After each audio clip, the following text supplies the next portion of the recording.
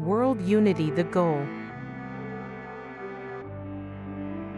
Taken from the World Order of Baha'u'llah, written by Shoghi Effendi, the 11th of March 1936.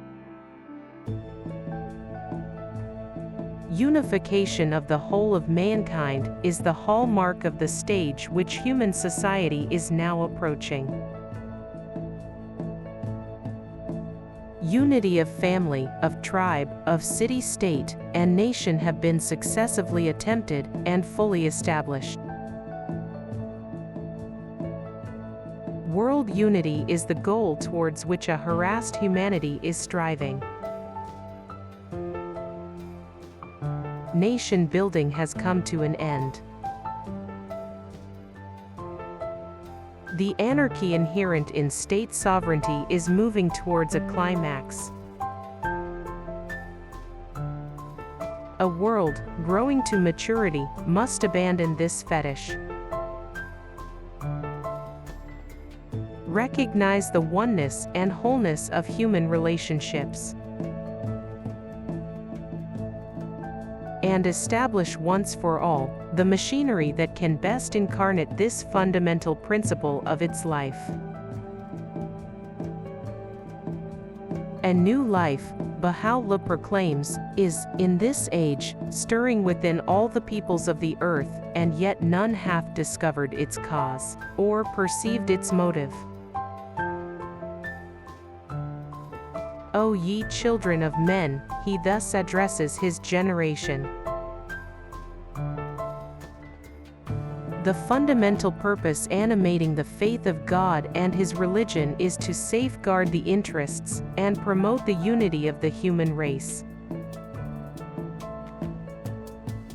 This is the straight path, the fixed and immovable foundation. Whatsoever is raised on this foundation, the changes and chances of the world can never impair its strength.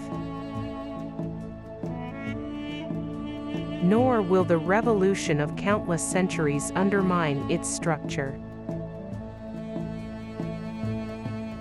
The well-being of mankind, he declares, its peace and security are unattainable unless and until its unity is firmly established.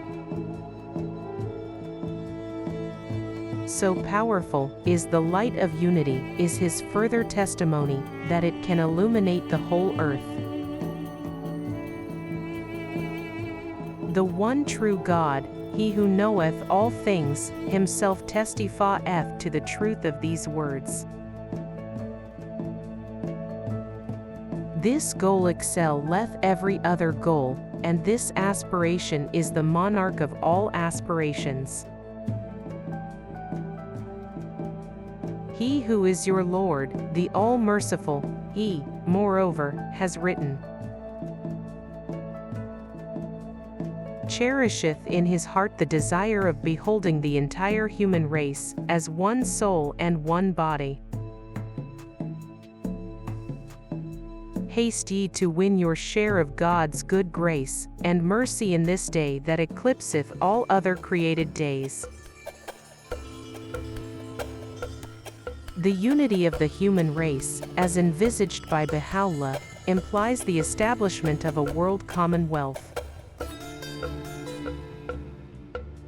in which all nations, races, creeds and classes are closely and permanently united,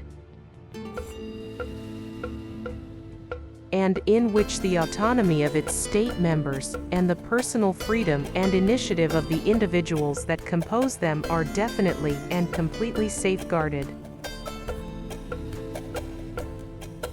This commonwealth must, as far as we can visualize it, consist of a world legislature, whose members will, as the trustees of the whole of mankind, ultimately control the entire resources of all the component nations, and will enact such laws as shall be required to regulate the life, satisfy the needs and adjust the relationships of all races and peoples. A world executive, backed by an international force, will carry out the decisions arrived at and apply the laws enacted by this world legislature, and will safeguard the organic unity of the whole Commonwealth. A world tribunal will adjudicate and deliver its compulsory and final verdict in all and any disputes that may arise between the various elements constituting this universal system. A mechanism of world intercommunication will be devised, embracing the whole planet, freed from national hindrances and restrictions, and functioning with marvelous swiftness and perfect regularity. A world metropolis will act as the nerve center of a world civilization. The focus towards which the unifying forces of life will converge and from which its energizing influences will radiate. A world language will either be invented or chosen from among the existing languages, and will be taught in the schools of all the federated nations as an auxiliary to their mother tongue. A world script, a world literature, a uniform and universal system of currency, of weights and measures, will simplify and facilitate intercourse and understanding among the nations and races of mankind. In such a world society, science and religion, the two most potent forces in human life, will be reconciled, will cooperate, and will harmoniously develop. The press will, under such a system, while giving full scope to the expression of the diversified views and convictions of mankind, cease to be mischievously manipulated by vested interests, whether private or public,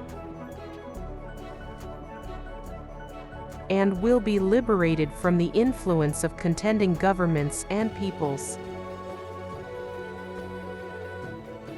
The economic resources of the world will be organized. Its sources of raw materials will be tapped and fully utilized. Its markets will be coordinated and developed, and the distribution of its products will be equitably regulated. National rivalries, hatreds, and intrigues will cease, and racial animosity and prejudice will be replaced by racial amity, understanding, and cooperation.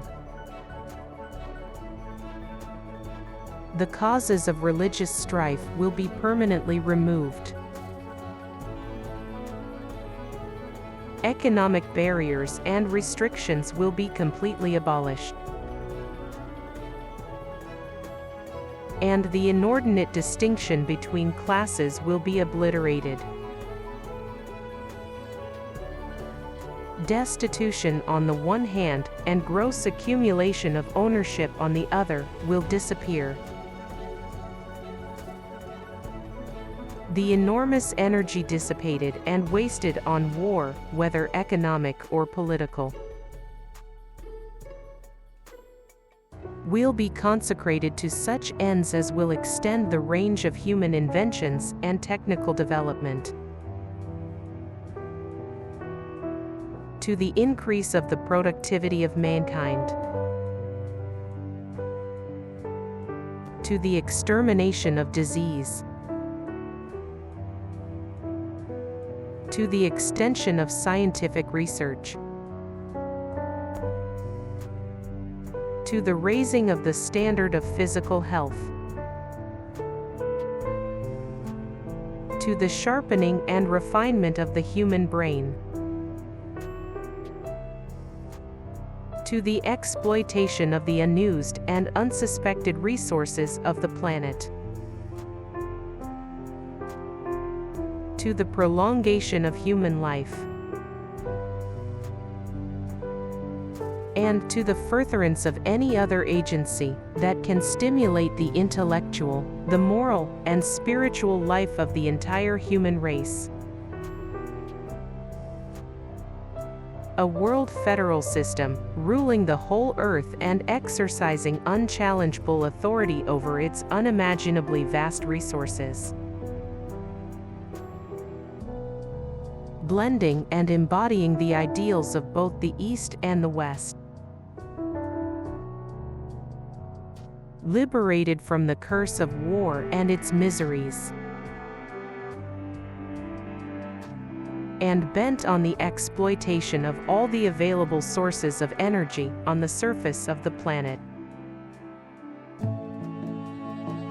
A system in which force is made the servant of justice, whose life is sustained by its universal recognition of one God and by its allegiance to one common revelation. Such is the goal towards which humanity, impelled by the unifying forces of life, is moving.